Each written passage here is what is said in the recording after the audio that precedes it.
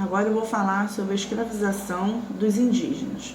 Com o início da colonização e das atividades agrícolas, os portugueses passaram a explorar ainda mais o trabalho dos indígenas.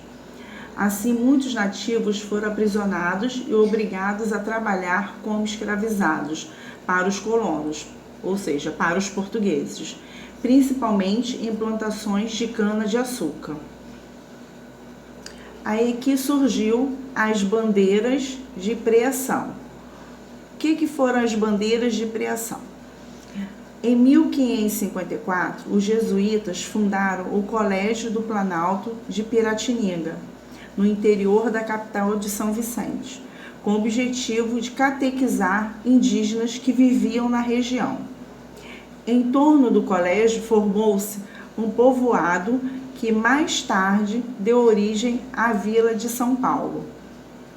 No final do século XVI, os habitantes dessa vila organizaram expedições chamadas bandeiras de preação, com o objetivo de adentrar, entrar nos sertões da colônia para capturar indígenas. Os membros dessas expedições eram chamados bandeirantes. Então, os colonos, as pessoas que capturavam os indígenas eram chamados de bandeirantes. Bandeirantes costumavam percorrer longas distâncias em jornadas que chegavam a durar vários meses. Os indígenas aprisionados nas bandeiras eram levados às fazendas paulistas ou vendidos aos donos de engenhos de açúcar do Nordeste para trabalharem na condição de escravizado. Então, os indígenas, que eram donos das terras, os portugueses tomaram conta da terra dos indígenas e fizeram os indígenas de escravo. Aqui, tem um bandeirante, Aqui são os bandeirantes, esses aqui são os bandeirantes, ou seja, são os portugueses, e aqui os indígenas que eram feitos de escravos, indígenas e filhos de indígenas. As missões jesuíticas. Com os colonizadores, os europeus também enviavam à colônia os jesuítas, com o objetivo de converter os indígenas à religião católica. Os jesuítas eram tipo um padre, religiosos, que tentavam catequizar os índios.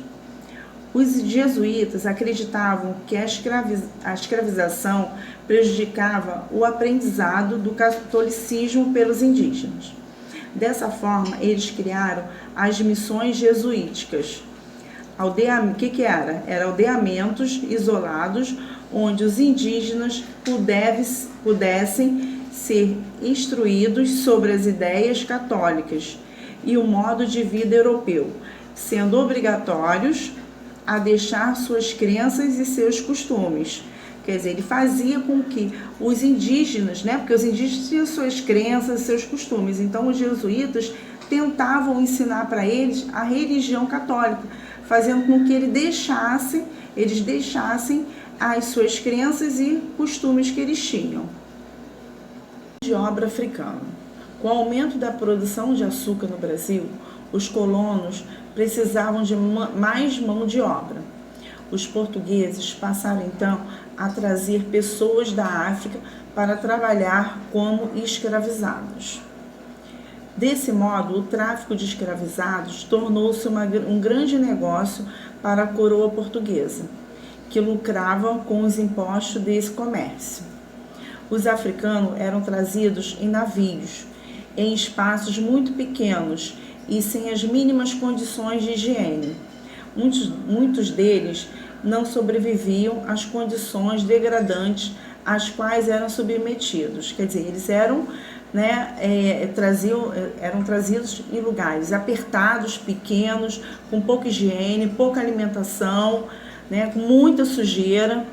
Então, tinha uns que ficavam doentes e não conseguiam chegar até aqui.